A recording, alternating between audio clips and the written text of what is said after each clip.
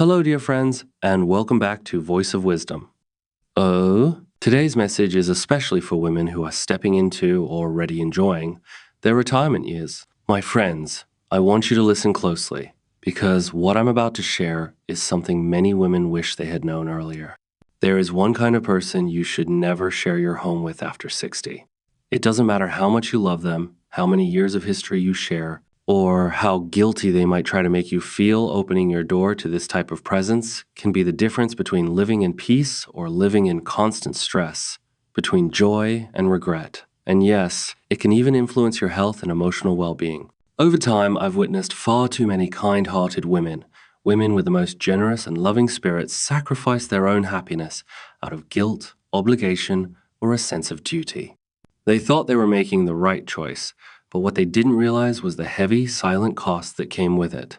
A cost that only becomes clear once it's too late to undo. That's exactly why I'm inviting you to stay with me until the very end of this video. You deserve to hear this truth. You deserve to make decisions that honor your peace of mind, protect your energy, and allow you to enjoy the years you've worked so hard to reach. And while you're here, if you believe your happiness matters and it truly does, go ahead and tap the like button to let me know you're listening. Leave a comment below with the words, "My happiness matters," so we can remind each other of what's most important. And if you're ready for more thoughtful conversations about living well after 60 with clarity, confidence, and dignity, make sure to subscribe to Voice of Wisdom and ring the notification bell so you'll always be part of our weekly reflections on aging with grace and strength.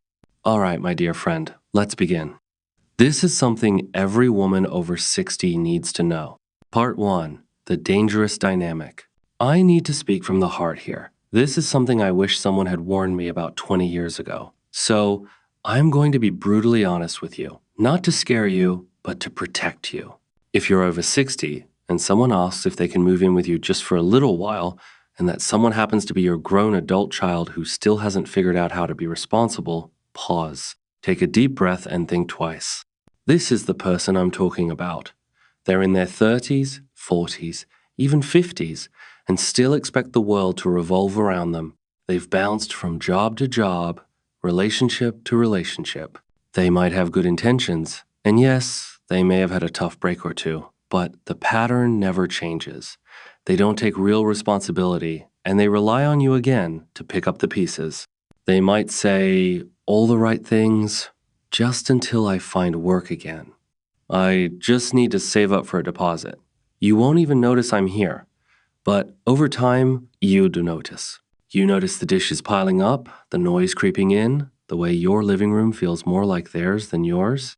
You notice how quickly the electricity bill goes up, how the fridge empties faster, and how suddenly your retirement savings seem to shrink because you're covering for someone who should be standing on their own 2 feet. At first, it may seem manageable. You love them, you want to help. You're thinking, they're my child. Of course, I'll support them. But the truth is, it often spirals. And let me tell you, I've seen women lose years of their retirement trying to rescue a child who didn't want to be rescued, only coddled. And that's the dangerous dynamic. One person drains while the other gives. And unfortunately, it's always the mother who ends up drained. Part 2, your home is your haven. After 60, your home should be more than just walls and a roof. It should be your retreat, your sacred space. You've spent decades raising kids, managing households, running errands, working jobs, keeping everything afloat. Now, this chapter of your life, it belongs to you. You deserve to walk into your kitchen and find it just as you left it. You deserve to read your book in silence, to light a candle, sip your tea, and not have to justify why you like your mornings quiet. You deserve to go to bed when you want, wake up without drama, and enjoy the peace you've earned. But when you live with someone who brings chaos, whether it's emotional, financial, or just plain noisy, your home no longer feels like yours. You begin adjusting yourself to their moods, to their needs, to their schedule. And suddenly, you're the one hiding in your bedroom while they take over the living room. You're doing extra laundry, cooking for 2, tolerating clutter, and comments you never signed up for. I've known women who stopped inviting friends over because their adult child was too unpredictable. I've known others who avoided travel because they didn't trust what would happen in the house while they were away. Peace of mind is priceless. You shouldn't be a guest in your own home. You shouldn't feel like a burden in the very space you paid for and built with your own hands. Your home is your haven. It's not a crash pad. It's not a rehab center.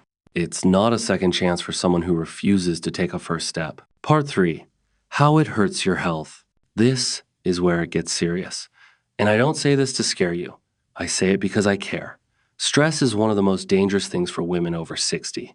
And constant stress caused by living with a toxic or dependent person can have devastating effects on your body and mind.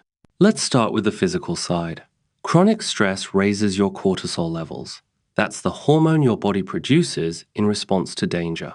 It's helpful in small bursts, but when it's constantly elevated, it leads to high blood pressure, weakened immune function, digestive problems, insomnia, and even heart disease. Do you find yourself clenching your jaw, getting headaches more often, losing sleep, snapping more easily? These are signs your body is telling you, I'm not okay. And it's not just physical. Mentally, it wears you down.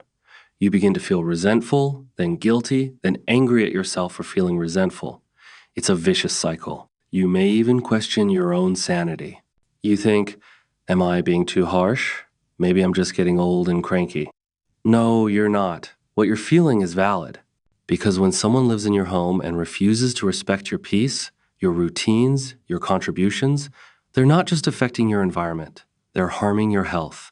And sometimes it happens so slowly you don't even realize it. You tell yourself, this is just a phase, or once they get that job, things will improve. But a year passes, then 2, and by then you're exhausted and older. And those years, you don't get them back. I had a friend named Linda. At 67, she let her daughter and 2 grandkids move in for 3 months. They stayed for 4 years. By the time they left, Linda had put on weight, developed high blood pressure, and had lost touch with most of her social life. She told me once through tears, I didn't know how much it was hurting me until they were gone. Don't let it get to that point. Part 4. The guilt trap. Now, let's talk about something that hits every mother and every kind-hearted woman right in the chest. Guilt. Oh, how that little emotion can make us do things that are completely against our own well-being. You start thinking, but he's my son. She has no one else. What will people think of me if I say no? And the worst one of all, if I don't help them, I'm a bad mother. Let me stop you right there. You are not a bad mother for protecting your peace. You are not a bad person for saying enough. And you are not heartless for refusing to let someone use your home as a hiding place from adult responsibility. Guilt is often the weapon of choice for those who want to stay comfortable at your expense. And sadly, it's not always intentional. Some adult children have learned to manipulate your love. Others have never learned how to survive without you. Either way, it's not your job to carry them forever. You raised them. You did your part. Now it's their turn to stand on their own. Let me ask you something. If your friend told you she was living with a grown man who sleeps all day, doesn't contribute financially, and gets defensive when she asks for help, what would you tell her? You'd tell her to set boundaries. You'd tell her to reclaim her peace. So, why do you hesitate when it's your life? Guilt is not a reason to suffer. Love can exist with boundaries. And sometimes the most loving thing you can do for someone is say, I believe in you, but you're not staying here. Part 5. Signs you need to act now. Still unsure if your living situation is hurting more than helping? Let me give you some warning signs. These are red flags I've seen time and time again in women over 60 who regret letting certain people into their homes. You feel drained in your own house. Instead of relaxing at home, you're walking on eggshells. You're tense. You're tired. Even when you've done nothing all day, you avoid going home or stay in your room. A woman once told me, I sit in my car for 20 minutes just to mentally prepare before walking inside.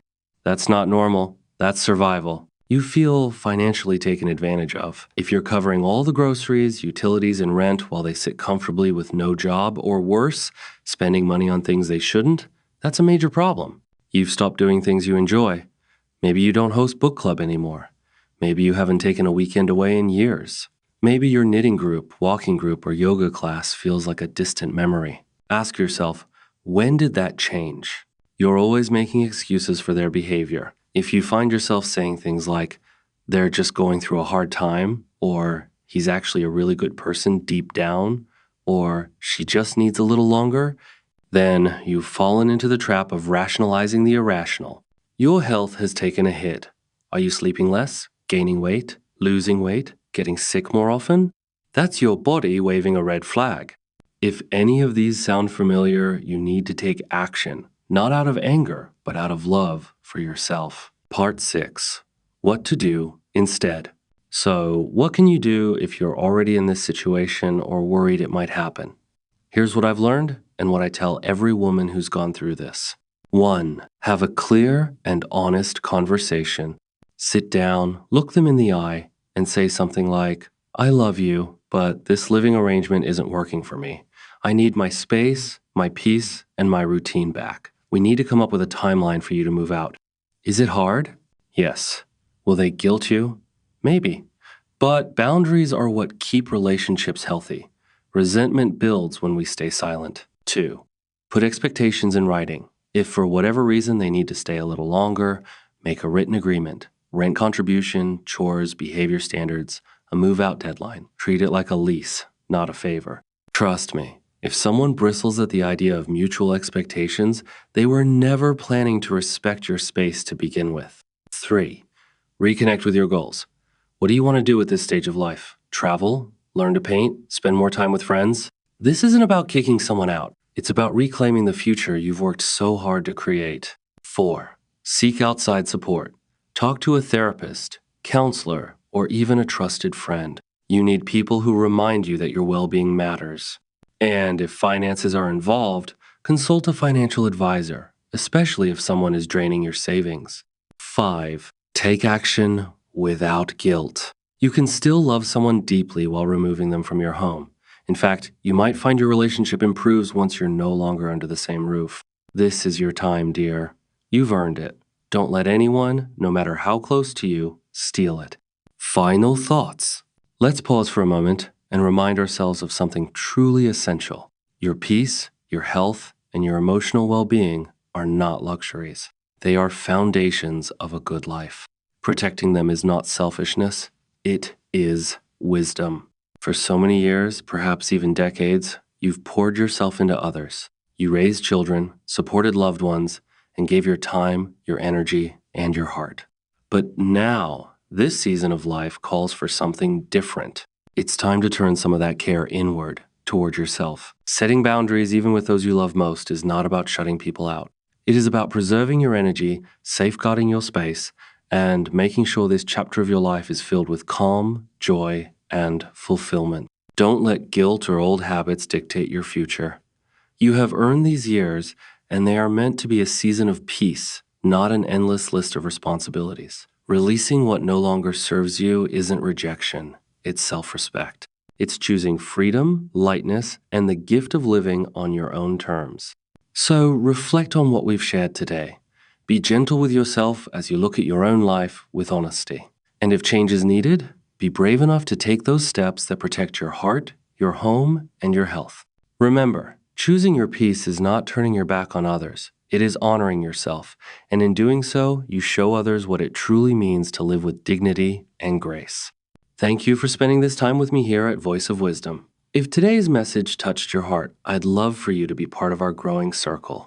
Tap the like button, leave a comment below with the words, I choose my peace, to affirm this commitment to yourself, and don't forget to subscribe to Voice of Wisdom for more uplifting reflections on aging gracefully, living well, and finding joy in everyday life.